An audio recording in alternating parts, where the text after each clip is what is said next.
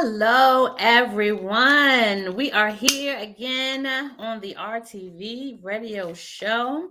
I'm here with my co-host, Brother Nance. How you feeling today?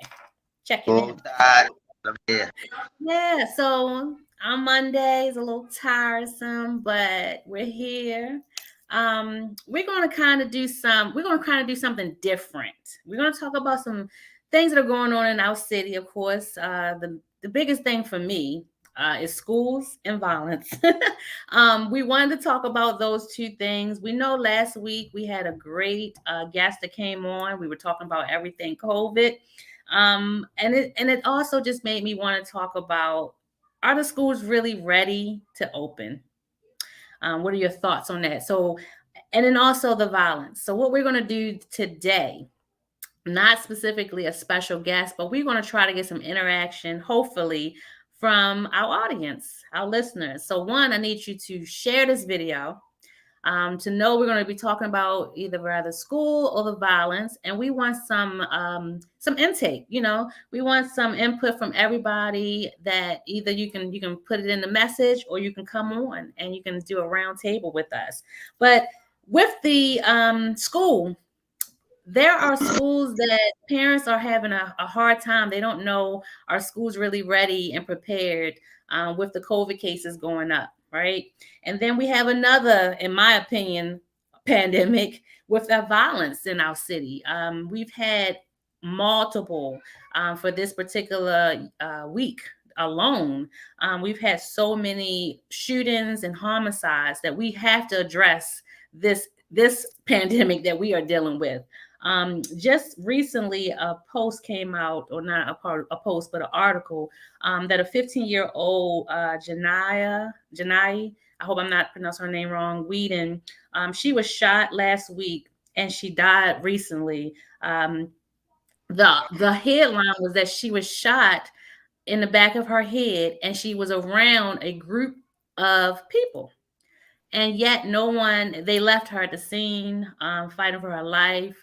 No one, they were even, police department was trying to identify her.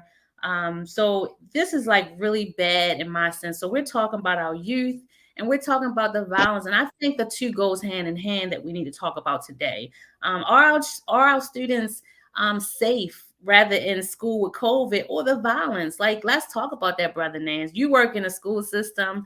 Let's talk about that. Whoever's on, what are your thoughts? What do you think the solutions are? What do you think the problems are? What are the root causes? What can we do to help those that are in position, to change certain policies, or just to do anything? What is needed? Well, I feel like, I've been saying this for a minute, but I feel like unhealed adults is the reason why our children are messed up, why our community is messed up. There's a lot of unhealed adults out here raising children, or shall I say, cohabitating with their children.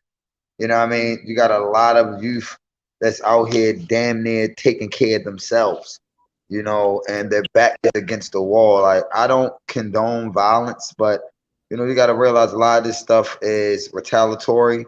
A lot of this stuff is inner fighting amongst each other. You know what I mean? You got gang members in the same gang killing each other and shit. Like, so again, I mean, it's not one thing, it's a variety of things. I mean, Yeah. you can't just put it on education, you can't just put it on the parents, you can't just put it on the community, you can't just put it on social influences and all that. It's a combination of everything. I just think the fabric of people not really caring about human life and humanity itself. If you don't have self-love, why the fuck would you even care about anyone else? If you don't even really love yourself, you know what I'm saying? It's like, if you think everybody's against you, the world is against you, the school system tells you you're not going to be nothing, the TV says you're a problem, the music says you're a problem, no one loves you. Like, they're not getting their natural birthright, which is love, to be loved on. Even if you didn't have a parent household, you had love from your aunties, your grandmother, your grandfather, other people in your neighborhood, and your family, and your community. Things have changed. That's why I was telling people, like, a few weeks ago when I was having a conversation with a few brothers, I was like, we spend so much time talking about, well, my generation and our generation had this, our generation. Yo, okay. What are you going to, how are you going to help what they're dealing with? They're dealing with something totally different than what we were dealing with. So how can we take the lessons and energy that we learned that was poured into us, those that are 35 and over, to really pour into meeting these young people where they are and seeing how we can support them navigate this cluster or shit show at which they're living in with the education system, the pandemic, and just all the things that they're dealing with. So I don't think, again, that it's one thing that you can say. I just think violence is a mindset. You know, I think violence is a mindset. I don't think no one wants to wake up. I don't think no one is born a killer. Like, you don't wake up like, I'm a killer. You know what I mean? Like, do everyone have a like, if someone comes in my home or I need to defend myself, I know how to defend myself. But I'm not out here looking for violence. I'm not out here thinking about violence. I don't even, like, unless you told me what was going on, Angie, I don't know what's going on. Yeah. You understand what I'm saying? And I choose that. I choose that way though. I choose that way because I'm unplugged because I'm doing the work trying to save the youth that I can save, the 5 or so that are working at my cafe. You know what I mean? I'm trying to save them.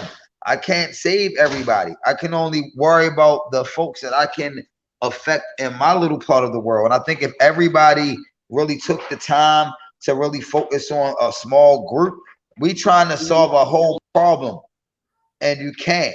You know what I mean? Unless you stopping guns coming into the community, and unless you stopping guns, you ain't stopping no violence. Unless you stopping drug dealing and drug selling, you're not stopping violence. You know what I'm saying? Like, I mean, to be honest with you, like my son was talking the other day, and he was asking me, like, he said, Dave, well, how do you think it'd be if like they made all drugs legal? Like I was like, what you mean? So like a person could walk in CVS and say, oh yeah, let me get some crack, let me get a little bit of heroin, and let me get a line of coke up in the CVS or Walgreens, right? So then he was like, well, Dad, then you know, it's sort of like the dispensaries. Like, yeah, we got dispensaries, but you still have illegal weed selling because people like the relationships they have with their dealers. You know what I'm saying? To be honest with you. So for me, I mean, I don't know what I brought it up to say, like, I don't know what could stop it. You know what I mean? Lack of resources, yes, I can agree. Access to funding, I can agree. You know what I mean? But sometimes, you know what I think the biggest enemy is, though? Ourselves. I think that we do have funding, we do have programs, but the programs are not working. Scarce resources causes tension. Thank you. That's the plainest Jane. I hope I said it correctly. Feel free to continue to put the comments in, or if you want the link to even come on in as a round table, you feel free to do that as well. We would love your input.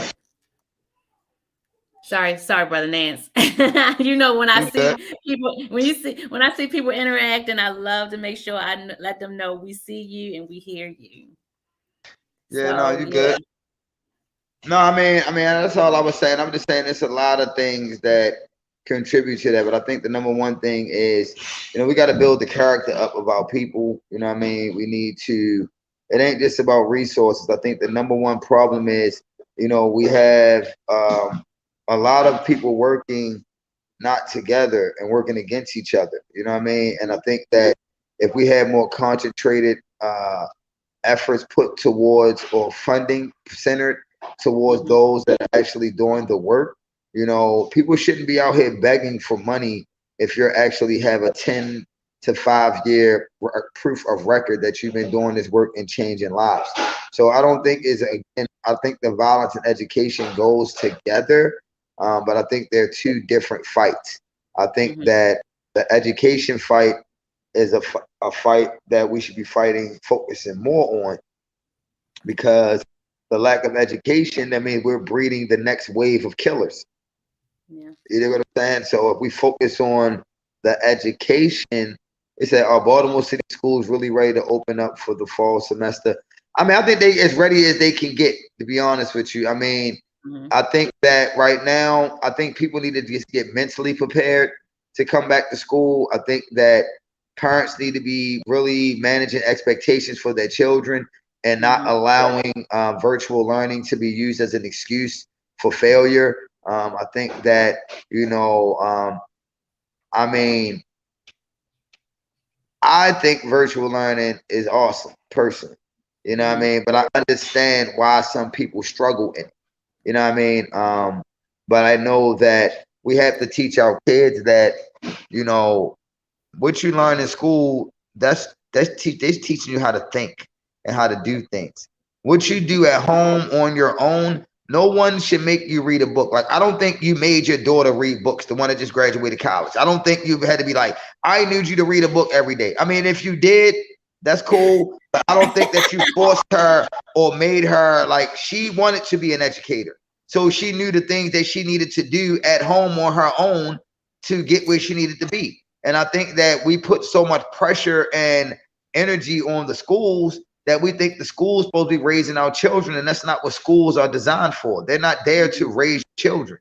They're there to educate and teach your children how to think, how to develop processes, how to understand, how to navigate the world through just the English and mathematics and things of that nature. So, I think that the problem is parents, younger parents, just to be specific, send their kids to school thinking that the school is the grandmother. You know what I mean? Like, the school is now the grandmother because the grandmother is either 40 or 38. You know what I mean? So, and school is now the grandfather or the grandmother. So they want us to raise the kids. And schools are not for that. I tell my students and parents that all the time. Like, what you do at home is where you're going to determine where you go at, not what you do in school. You know what I mean? That's just a small piece of the pie. So I know that some of the, I would say the advocates for opening up schools, reopening schools, were saying that the violence could be linked, or just, I would say, the youth getting into trouble is linked to not having that school and that foundation available for them. So I can kind of see that, but in the same token, I feel like these were still opportunities for our young people to still could have gotten in trouble, rather the schools were in session or not, or virtual or in person. But I do know that was part of the discussion, that this was probably a part of some uptick in the violence as well, especially when it comes to our young people. But what we have to understand is that even when we look at some of the violence, it's not to say, oh, all of these are coming from your young people that's causing it. I mean, so I wanted to make sure when I spoke about it, I pushed back on that, because what you're not going to do is try to put that into a window of saying these are our youth that are, doing that. But I just want it's the adults out here killing. Yeah, there's been a lot of 30-year-olds. It's the 30-year-olds and 29 and 40-year-olds.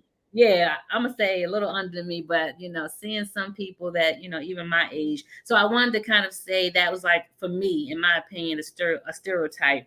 But could it also be that they have no safe haven and that they are becoming victims? And so it goes back to, or could it be the brothers that got locked up in the 80s and 90s just coming home and trying to get their spot back, and the young niggas like, nah, bro, this ain't your wave.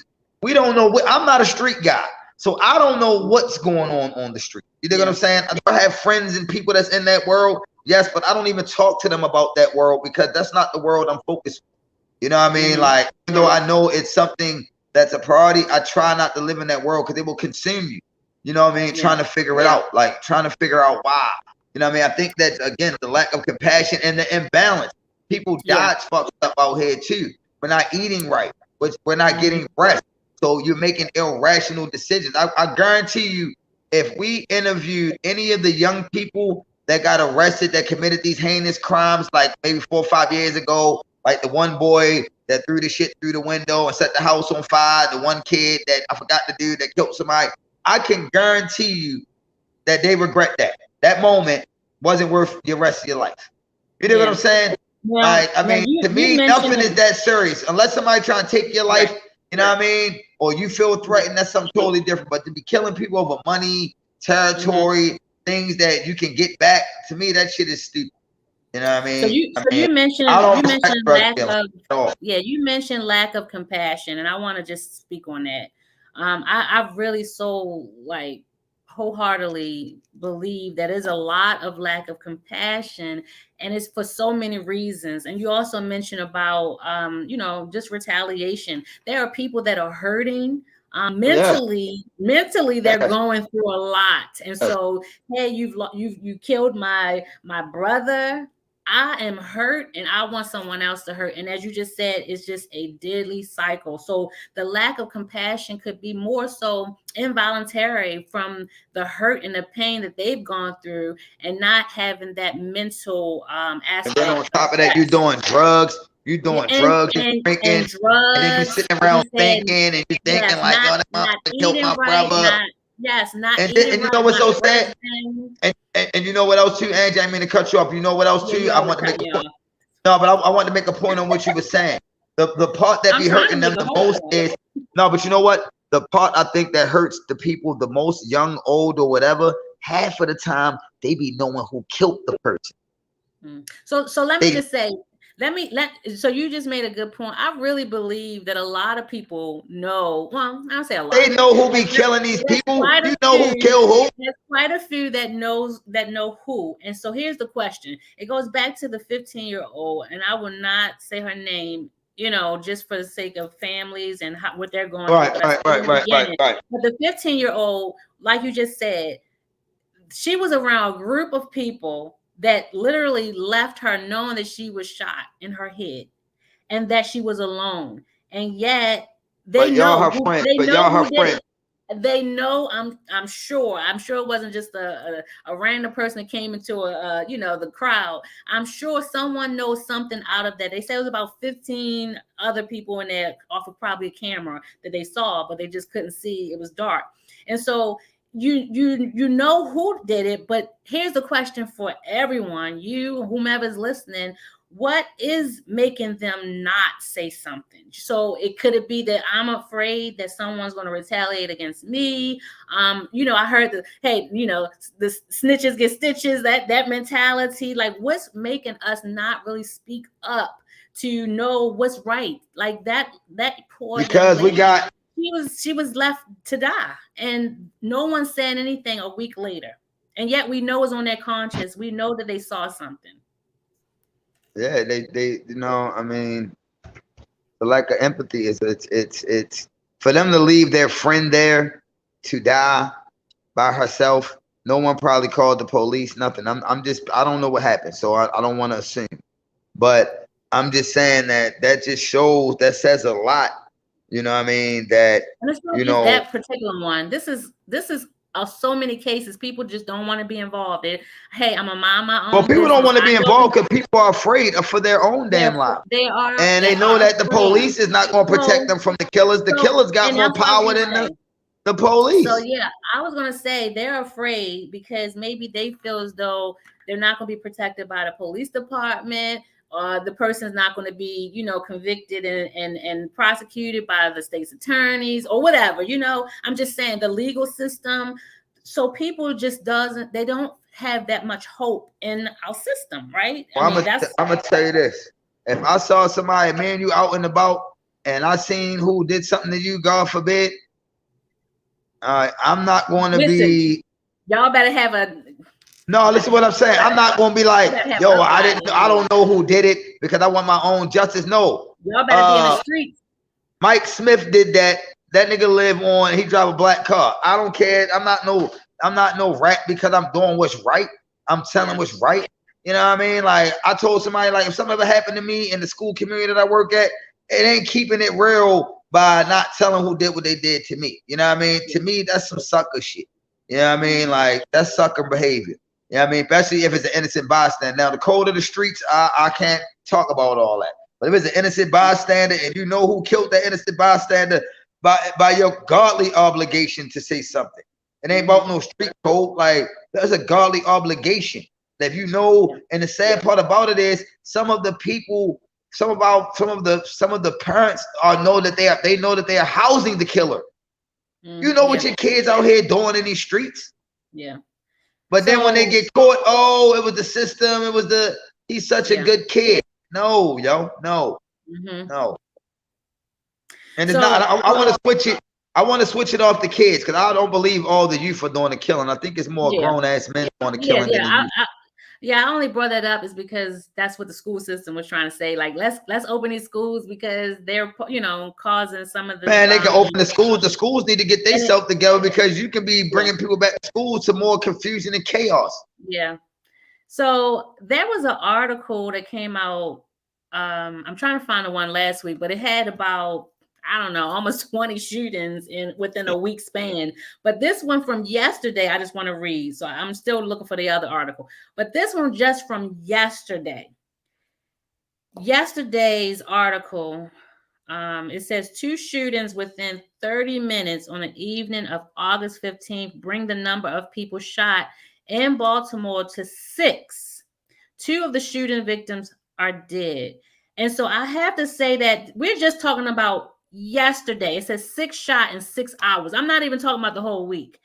This here is, and I hate to use the word is a crisis, but this here is like out of control to the point where we're not hearing from anyone. Not to say that you got to say something, but at least address it, at least acknowledge it, at least show us that you are trying to do something. Our public is our public safety, our public safety chair. I don't know who needs to say something. I'm willing to do have something to have them come on. Actually, I might even send the invite. But what can be done for us to all work together? I'm not here to be pointing fingers or say what someone should have done, what they could have done. I'm saying it's out of control and it's so scary to the point where you don't even want to try to, if you go outside. Like yesterday, I had to unplug. You mentioned about unplugging and not seeing these things. I don't know what's going on. I had to unplug to the point where I could not even like read another one. And some of this stuff just comes on because I don't watch the news. I don't know the last time I watched the news. I don't even know what channel the news.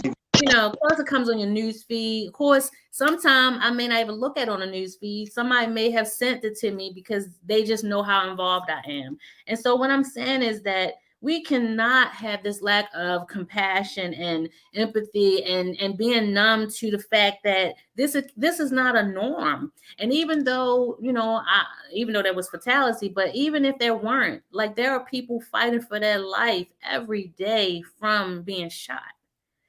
So that to me is alarming, and we got to find a way to actually do that. So if anyone is on, I haven't looked to make sure if any other Sylvia made a good comment. Sylvia I didn't read it, or maybe our producer can put it back up on the screen. Sylvia made a comment.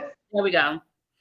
People have become numb to other people's problems. The lack of responsibility, responsible policy is one of the biggest problems.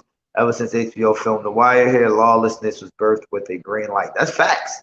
That is all facts. Hi, Mama Harris. Mama Harris, I want to shout you out.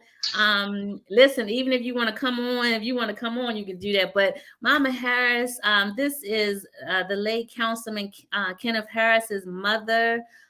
She knows what it's like. She knows the fight, and she knows what solutions are needed, and what are some of the problems. She's lived a long time to know that. And we have to listen to one another. We have to have everybody at the table, new, young, old. We have to have everyone seasoned, in positions, out of position, grassroots. We have to have everyone. It says it takes a village. And that's what we need. Some of this stuff is, some people don't even want to work with you because they might feel like, you're their competition, or, it may make them look a certain way. Come on, we have to get past all of that and work together as a community because we are losing. I don't care how many events you have or what you're giving away in the community. We are losing, and it's hurtful. So, Ms. Harris, thank you so much, for that, and for continuing to be in the fight, continuing to give your input. And it's all facts. What she said is very much true. We need to change some of the policing, what she was saying, the policies. We're very distracted as people too. Black people are easily distracted. Yeah, like we're easily distracted about and not focus on the real problem. We focus on everything else. versus battles and stuff like that, which I watch them too. I'm not gonna sit up there and say I didn't watch the versus battle. Is it a versus I mean, battle? I I understand, haven't like, but watched any of them. that's not my whole life focus. You dig what I'm saying? Like, I Yeah, don't get caught up in all of the propaganda and the distractions yeah. that are put in Hmm. front of us. I mean, because when you get distracted, then you start getting comfortable again. We should never be comfortable as Yeah, brown people in America. Like, we are too yeah. comfortable sitting up in our silos, and because you got cable and a good car, you think you made it. You know what I mean? Hmm. Like, that's not what's up. Yeah. Because your kids getting educated well and someone else is not. That's why I said, like, at this point, Hmm. if you're still out in the streets and you hustling and that means you are getting satisfaction. You're benefiting off destroying someone else. Hmm. How is that Hmm. slick? How is that power? How is that? How do you even sleep at night? That's why I never was Yeah. interested in drug dealing. I was like, yo, I cannot see me destroying someone else's life to make my pockets fat. Don't Yeah. even make sense. You know what I'm saying? Hmm. So I'm sorry for all Yeah. the language today, Diamond K, but I mean, it's so Look. frustrating and annoying. I mean, it's so annoying because, like, until you get to the root cause of things, like, you always gonna have these problems. I mean, violence been around forever. You know what I Yeah. mean? Like, Yes. violence is what shaped and carved America.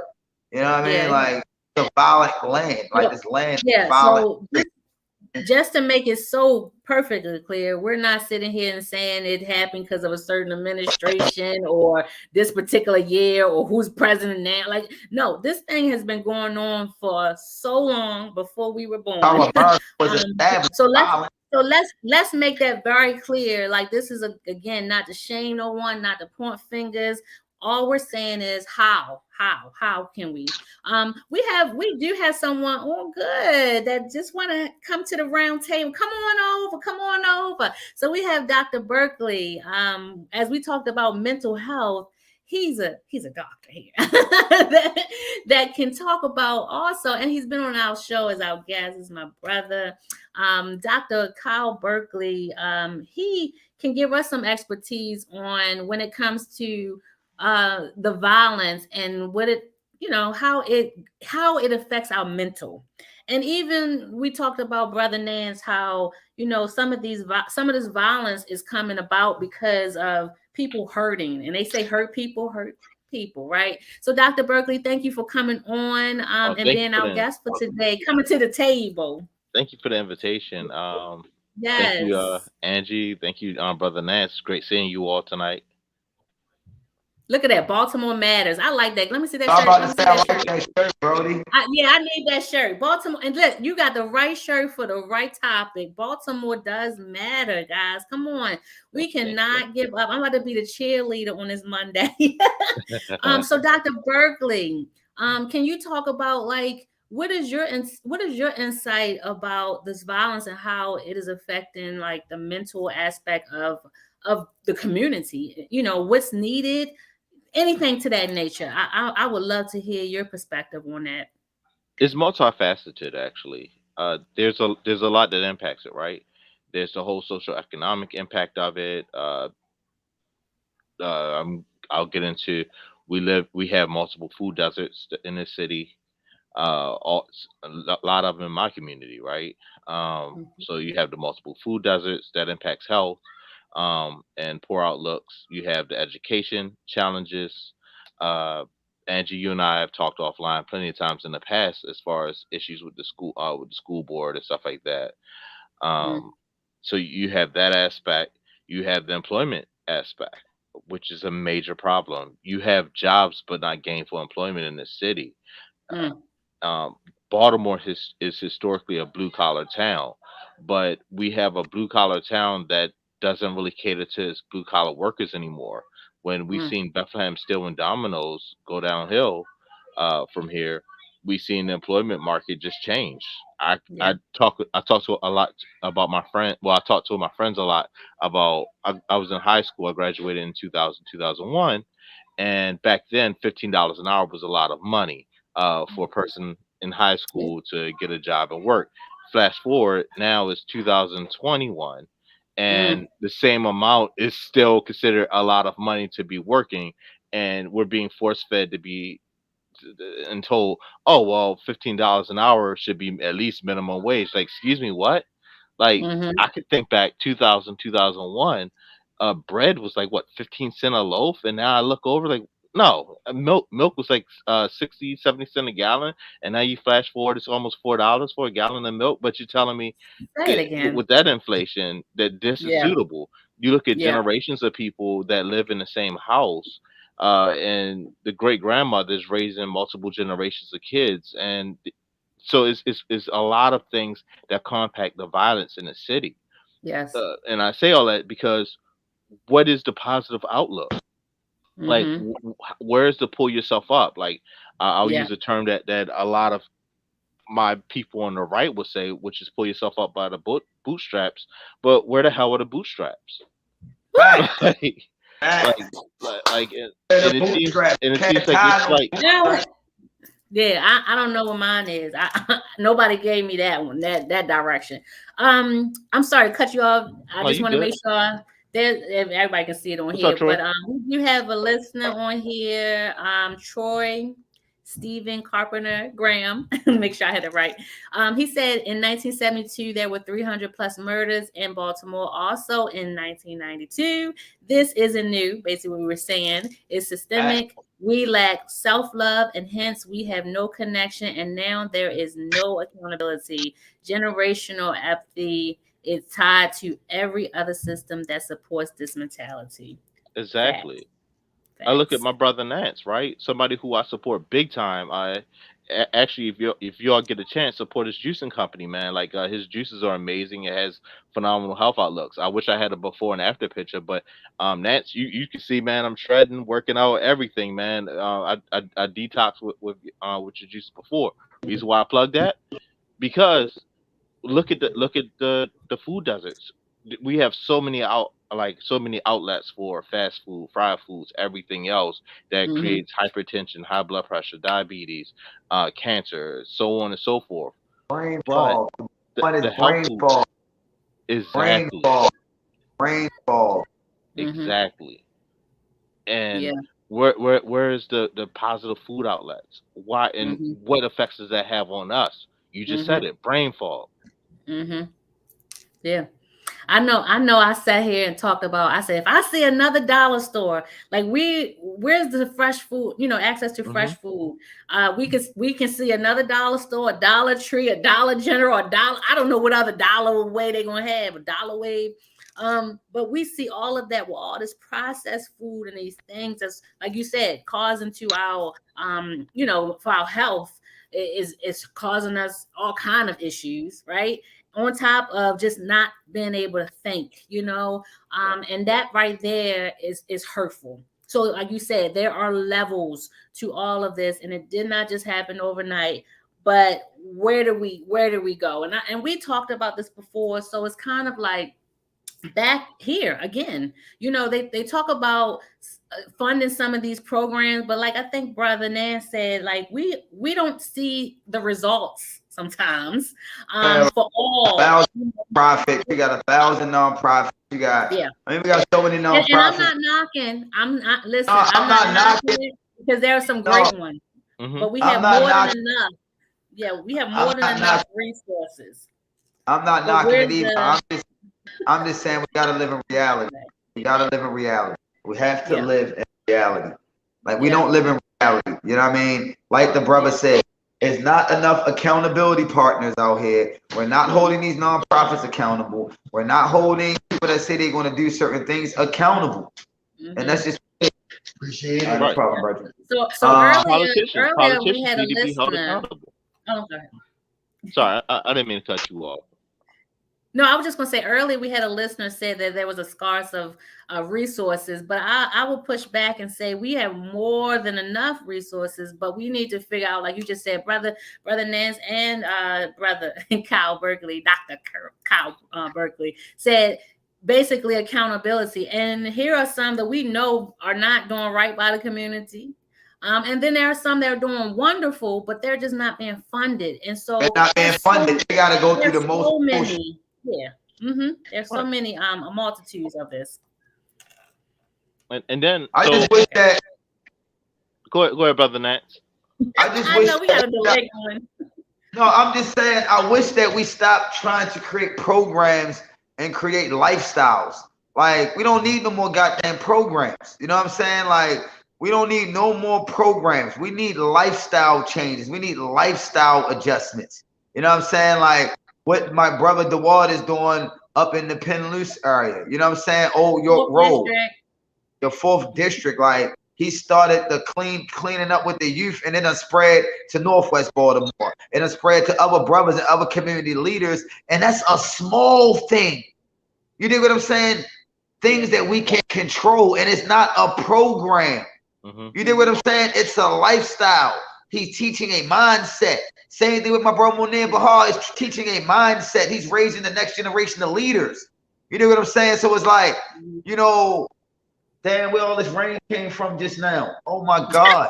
Yeah, I was keeping it out back. It ain't raining over here, so keep it over there. You know, because I don't want nobody to think that, you know, I mean, I work with youth. Everybody else work with youth on here. You know, one thing, when you talk to youth, they don't want no more. They don't want to do no more surveys, and they don't want no more fly-by-night programs that didn't sit down with the youth and say, what do you want? Right. We come in and be like, yeah, you know, you youth having problems, and we want you to do STEM. We want you to do this. How I'm going to do STEM, and I ain't even know regular mathematics. You know what I mean? Instead of coming in and giving them the emotional support. Like when I was a school teacher, the one thing I prided myself on for the first 6 weeks of school every year, that I built the character of my kids first and the belief.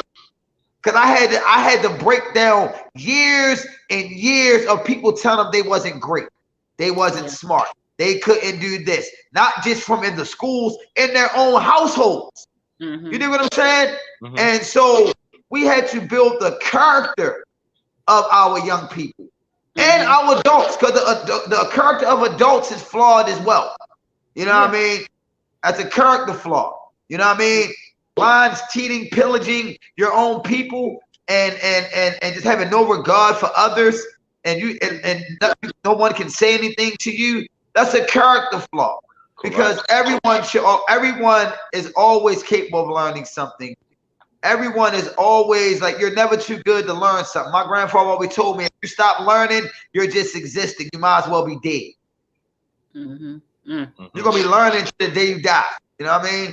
And so I just think that, you know, we need to get out of the program mindset and get into the lifestyle mindset. We don't even love each other as black people. We can't even disagree online without somebody crucifying you, acting like your opinion is invalid, when we just having a conversation. Like, we can agree to disagree. Until we get us collectively together as black people, you know what I mean, we ain't going to see a curve in violence. So we waiting for Uncle Sam, we waiting for Jesus, Allah, waiting for everything to, nothing is coming out the sky to help us but us. You know what's interesting about that, Brother Nance? I remember growing up and going to the barbershop. Shouts out to Big Al, right off of Washington Boulevard. That's where I used to go growing up. Hey, look, I think he passed on. I know he had some memory issues a few years back, but that's the barbershop I used to go to, right? My pops used to take me there, and I grew up in Westport, so Big Al's was right there, right outside of Westport in Pigtown. And man, we used to have some of the biggest debates about everything from sports, religion, you name it, that there was debates. But you know what? At the end of the day, there was respect there. Everybody got heard. Yes. And I don't know what happened between, I would say, 2000, 2001-ish. That was around the last time I went there. I think I might have popped back in there around 2005. But things just changed so dramatically. You know, like I used to run a group over at the spot called Mountain Manor, where I used to deal with kids. Oh yeah, I know Mountain Manor. Yeah, and it's weird, like teaching kids how to actually debate. Yeah, you can have your opinion about something, somebody else could have theirs. Yes. But this is how you meet in the middle, and that's a skill that now you have to find yourself teaching. But I remember growing up, like, dude, we might fight it out for a period of time, but it's weird how, like, growing up when we would fight, we get, like, both of us get to a place of, you know what, you had a point. You know what, you had a point. Next thing you know, that's your homie. You know what I mean? What's the disconnect now? Yeah.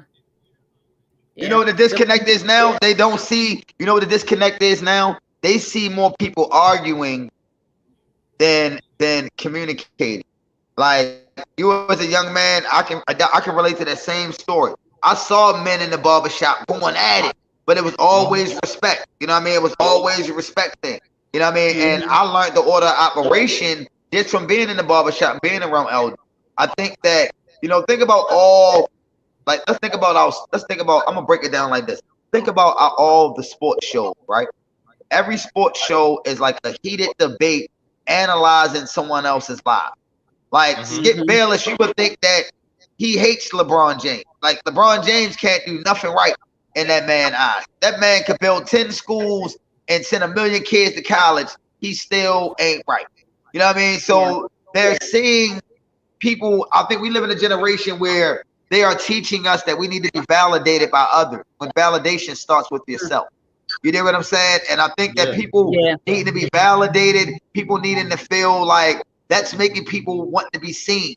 You know what I mean? Oh, you don't think I'm tough? Let me show you I'm tough. Wow. Now everybody's scared of me. And if you say something, nigga, I'm going to kill you too. That's what's going on. So look, Troy, he's up here. I'm not gonna read the whole thing. Troy just said, I was reading it, so the ending is what really got me. He said we've turned away from family and concentrate more on the individual, and that is so true. We've gained cheap goods and lost our soul. I said that. I was reading it already, so I said that part really resonated to me, because we have people like, you can go in your neighborhood and it's like, don't talk about, don't talk to my child, don't address them. But well, when I was growing up, the neighbor down the street was going to get on me, and then my parent, my father was going to get on me, and then my grandmother. What happened to that turning away, as you stated, from that whole family, that village, to now being like, I'm to myself? There are some people that may not even know who their neighbors are right now. You don't know who. Yeah, because we went from having communities. We went from having communities to living in addresses. We live in our addresses. People don't even know what time each other go to work. Like when I was growing up, I got my ass whooped at every house on the block. You dig what I'm saying? And my family was okay with it. You know what I mean? Because it was a respect thing. Yeah, and I'm saying, like, it can get to a point, and I say, beat my child. I don't beat my kid, but I mean, beating's worse. I got my ass whooped. I went through that with Miss Stella. I remember playing football in the streets. But I'm saying that, like, come on. But can we go back to Troy's comment? Is it possible we could pull that back up? Yeah, sure. Our producer will. There we go. Yeah. So Baltimore has been a majority Black city in terms of politicians, teachers, administrators, police, etc. Like Troy's spot on. The problem with that is we've assimilated to another agenda at the same time. So yeah, we have that representation as far as skin tone, but as far as falling in line with another agenda, I don't think it really collectively hits our village agenda. If that makes any kind of sense of what I'm saying. Like I look at our murder rate in the city, right? And I feel like a big part of that is the voices that we have that are in office aren't really reflecting the voices of the community. And even though those people may have grown up in the city, they may have lived as neighbors. I don't know what happened. Where's the disconnect? What's the problem? But it seems like some things are not being reflected when it gets to City Hall or when it gets to Annapolis. I don't know what it is. Yeah. But like I look at like I could go back to gainful employment, right? We all see the same problem with gainful employment here. Why is it multiple generations of people can get to a place where I don't need to graduate high school? Because my grandma works. My grandma's 70 something, and she has a job, and that's good. Or we done had this house passed down to us. We good. We just got to pay the lights and possibly the water, and we good. And next thing you know, there's some kind of a disconnect there, right? Or so and so gets a lead check, so we good. Yeah. So there's a disconnect there somewhere, right? And I'm not the first person to point this out. I'm not the first. This isn't some profound speaking, right? So why isn't this being represented at the top? Because the same people at the top have seen this firsthand. They've gone to school Mhm. with this. They work next to this at jobs. Yeah. And when you talk about like these homes, hey, grandma home is paid off and I don't have to. So that's one mentality, but it's also another one when grandma passes and die, Hmm. um, grandma you lose the home because grandma either didn't have a will, none of this was written down to pass it on to anyone. The city takes the home or whomever, the mortgage or whomever takes the home. And this is what we're seeing a lot of vacant homes or private property that's now boarded up where that person they couldn't fight it because that grandmother didn't have a will. That's something we really need to talk about too. That's very important of how many people, rather your house paid off or not, don't have a living will where if in case of God forbid for your death, like who does that be handed down to? And Yeah. you can't have your grandson in there because the grandson, it ain't gonna go to the grandson, Not just that. Look unless at all these people unless that, it's that are getting something killed. already written. Yeah, Not just that. Look at all these young people that are being killed. There's no life insurance. no life Every time I insurance. look at them on the gram, they got all this money tossed up. Now they're gone. And everybody trying to Let's do a let's GoFundMe. talk about the bonds. Like some of these Hmm. houses are up on, when they need, their bail bonds, man. Like their homes are up for those that have been locked up. And I mean, there's so many things that they're using, and they know this to be a fact. So we got to talk about all these things that, and I don't even want to say just the Black community, but it is affecting us mostly. But we need to talk about these things that we don't want to talk about. This life insurance, these living wills, your education, all of that. We need to talk about it because I said it earlier. We're losing in this area. We're losing in Hmm. this aspect of it. Like I said, so many homes because of a lot of older people that have passed on and nothing was in place. So they've lost that home, So we got to talk about this. And it does affect everything. You made great points, even with the politicians. You said earlier, or Troy had in his comment about Black politicians. I want to take that a step further. I don't care. And Maybe somebody will teachers. get upset with me.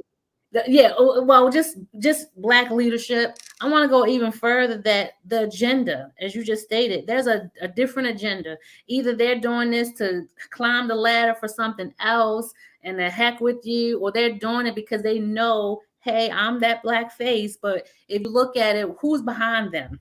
And they always Hmm. say, follow the money, right? Follow the money, because even though that's Black leadership, it doesn't mean that Black leadership is the one really pushing and driving this thing home. And I'm gonna tell you so what somebody that's told a me: all skin that's folk a and different kin folk. topic there. Yeah, yeah.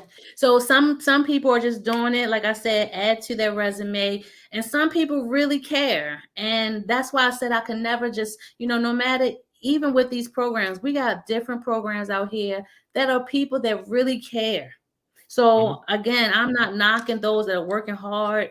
I'm not discouraging you to stop either. I'm just saying that Yeah, and we we have have real all, good teachers out there yeah, too. I'm not. I'm not. right. So I want to be clear. Yeah, We have some yeah, very I'm good, passionate teachers. My mhm, sister's one of them. I'll say right. it My again. My sister daughter's is my one of them. daughter's my Yeah. daughter's one So now. yeah. So we got some real Yeah, good, passionate teachers. But I yeah, will say representation is a problem. yeah. By Fact. Now I know representation, we Black people. Black male teachers, that was a black male very teachers, low. black female teachers, and by Hmm. representation, we have these standardized tests that Mm, it that's another thing makes we it can talk so if about. you can't pass these proxies, these like as far as counselors, LGPC and LCSW exams and stuff like that, then you can't go forth in your career, which Yeah. you find yourself being phased out or making less money that you're supposed to make, and then you wind up Yeah. looking for careers elsewhere. So Wow. that is also a problem. But it Hmm. seems like it's this isn't an invisible issue, right? This is something Yeah. that has been brought up to leaders in the past. But for Hmm. whatever reason, we're still faced with the same problems to this day. Yeah, like Yeah. I wished I enjoyed school. Like I want to go back to school and get my degrees like everybody else, Oh, bro, I but hated it. like I'm such a Hmm. life scholar. At this point, I'm such a life scholar. Is like I don't even want to get them people no more of my money. You dig what I'm saying? Like I do have a bachelor's degree, but I'm thinking about getting a master's, and I wanted to get a doctorate as well. But I was like, yo, why? You know what I mean? Black folks in charge of systematic oppression. Yeah, Troy, yo, spot on. hey, brother Troy. Troy, You are right, brother Troy. Troy, you hitting it out the park. You hitting it out the park.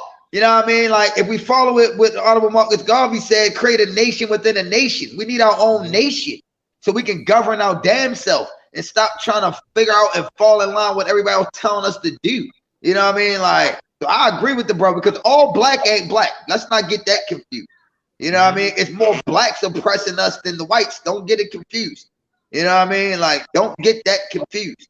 You know what I mean? Like, because I can tell you this, when I was doing my work last week in my community, it wasn't no white man throwing no trash on the ground.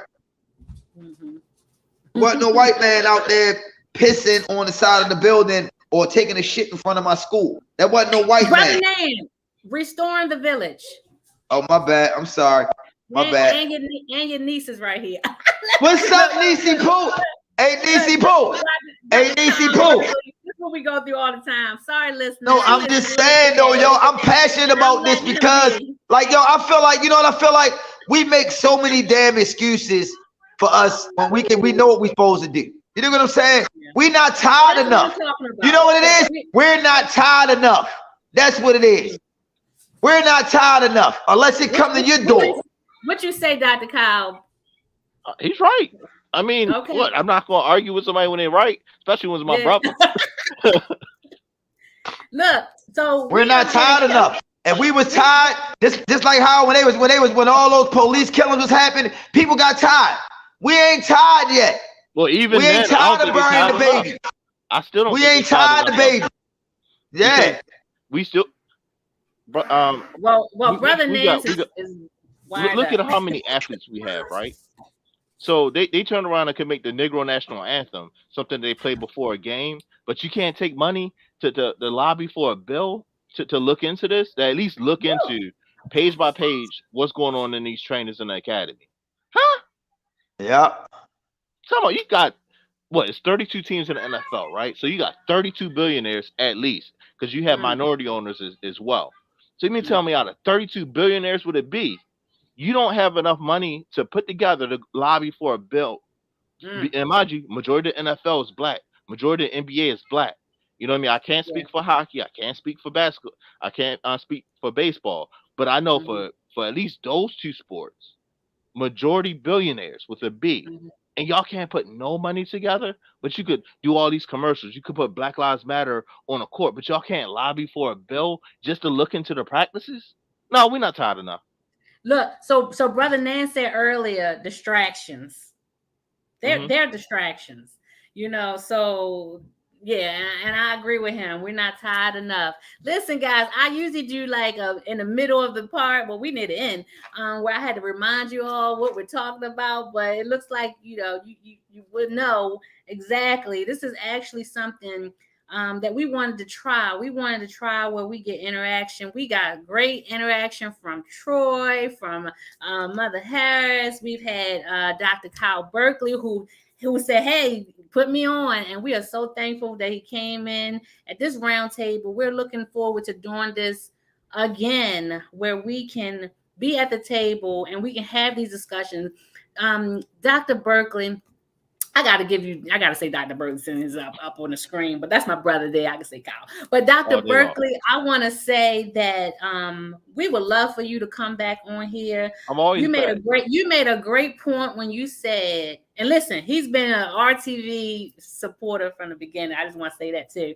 But you made a great point when you said about the barbershop, the debates, the discussions, and like no matter what. I don't know if you saw our last show last week. We talked about everything COVID. In fact, we had different views, but it was a really powerful segment. And with that being said, you just said something that made me, that's kind of where we wanted to go with this conversation of having like roundtable discussions. But you said about this barbershop and how that resonated with you when you were young. And no matter how the views were, there was still respect there. We have to have these conversations. And I think like even next, the rest of this month or whatever we're going to do, I think we need to have those conversations like the barbershop.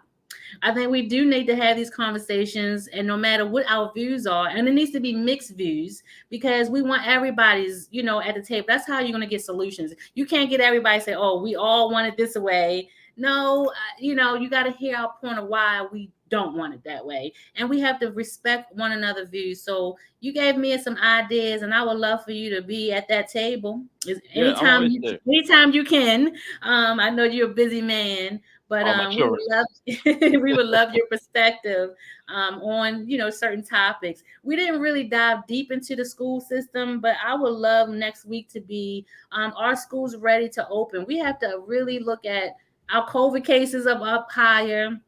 Despite, I think we're at 70% with Maryland being vaccinated, and the COVID cases are skydiving. It is also affecting our young people, and so we're gonna talk about that. We would love to have people input, your input. Yeah, Hey, there's a you might be lot. like, yeah, you might say, hey, we are all for it, and some would say, heck no, and some are just like, hey, that's what we need at the table to have meaningful conversations on real topics. Can I just throw this little caveat out before Well, next you week? sure can. I started reading this book called Glow Kids. I'm encouraging every parent out there read What the is it book called? Glow Kids. Okay. So this book came out well before the pandemic. It came out maybe 2 or 3 years before the pandemic, right? I just happened Okay. to see a friend of mine, Gwen, that had it, so I went out, purchased it. I'm reading it. It's amazing.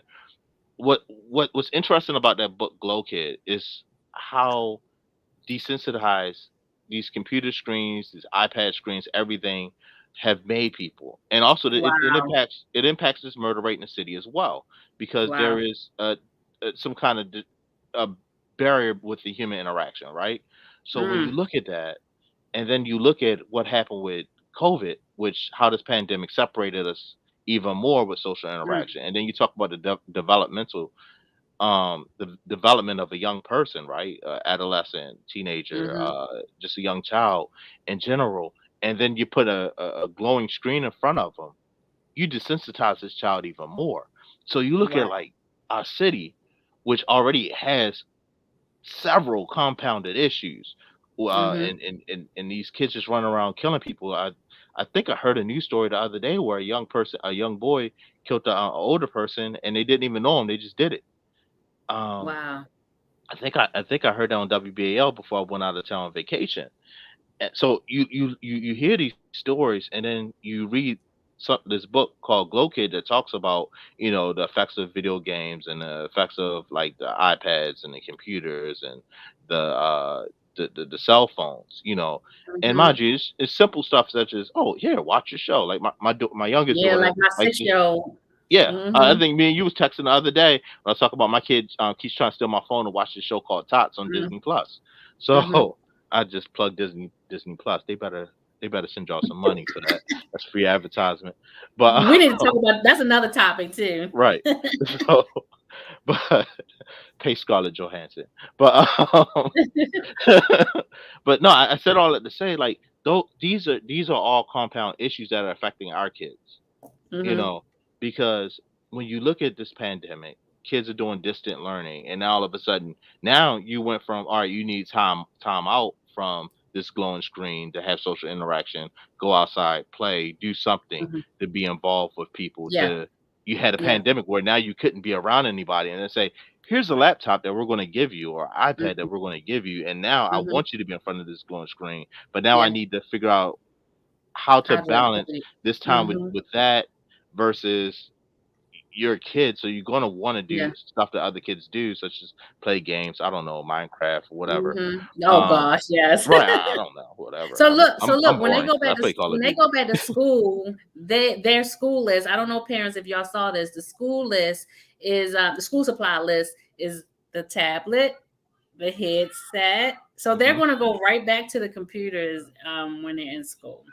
Yep. My thing is, we cannot keep this. Is the thing. I'm gonna tell you who. Let me share something, right? I'm gonna tell you I who know we did got well. 1 minute. All right, hold up. Hold up. This is an important point. I'm gonna tell you who did well during the pandemic. Our introverts did well during the pandemic. Our introvert students that didn't really like to be in the classroom like that and was getting picked on in school, they did great. But you know what we're doing a disservice at? We're making our kids afraid of technology. We're making our kids be afraid of computers, and the computers this is their generation. So the parents got to stop pushing their insecurities on their kids because they don't know how to do it. So you stifling your kid before they even get an opportunity to do it. This is what we're going to talk about next week, because this seems like it's going to be like a powerhouse. We're going to talk we got to stop doing that. Like we throw pebbles in our own way and they become boulders, and then them boulders become walls, and then we can't get through the walls. So Dr. Berkeley, we got to talk about this next week, and I hope you can come on, because your key word was balance. We have to find balance, because my 6-year-old doesn't need to be on no YouTube and all this other stuff and these little things, because but there's some learning things that I can help her, and she does probably better with things than I do. But there are still safety measures where there are pedophiles out there that knows how to get into the nicks and crannies of these programs to try to hurt our children. So your key word was balance. And anyway, we're gonna talk about that, because I think it's very important to say, how does this new school year that we're coming up, how does that look?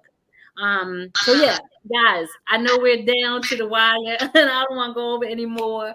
We want to thank Dr. Berkeley for being our co-host, because that's what I'm gonna call you today. We're hoping that he comes back on in the future, hopefully next week. So put it on your calendar, Monday at 7, Dr. Berkeley, if you are available. Anyone that would love to come on the show, you're more than welcome. We want this to be a roundtable discussion where we can talk, we can debate, and at the end of the day, we're going to love one another and respect one another. So thank you for tuning in to the RTV radio show through the Radio on Fire. Please make sure that you support Radio on Fire's broadcastings. Listen, our producer is the best.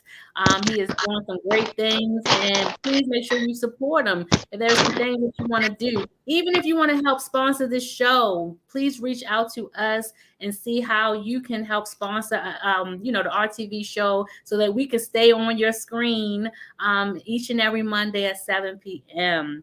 So I want to thank you all. And I know my co-host here, Brother Nance, I can't see your handsome face. Is there anything that you would like to say, or you would like to let us go out? And Dr. Berkeley, I just want to say that. Wait a minute, I forgot. Dr. Berkeley, did you want to say anything, or any way that people can contact you? I'm sorry.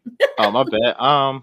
You got 30 seconds. Hurry up. My name is Dr. Kyle Berkeley. I could be reached on Facebook, Dr. Kyle Berkeley, Instagram, Berkeley for Us. Feel free to hit me up. Awesome. Love you, man.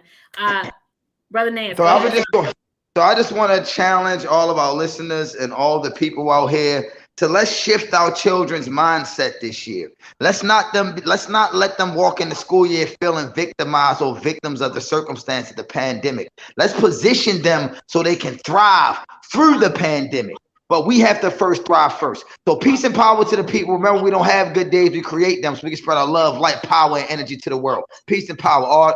RTV radio. You already know what it is. Restoring the Village Radio. Peace and power to the people. Peace.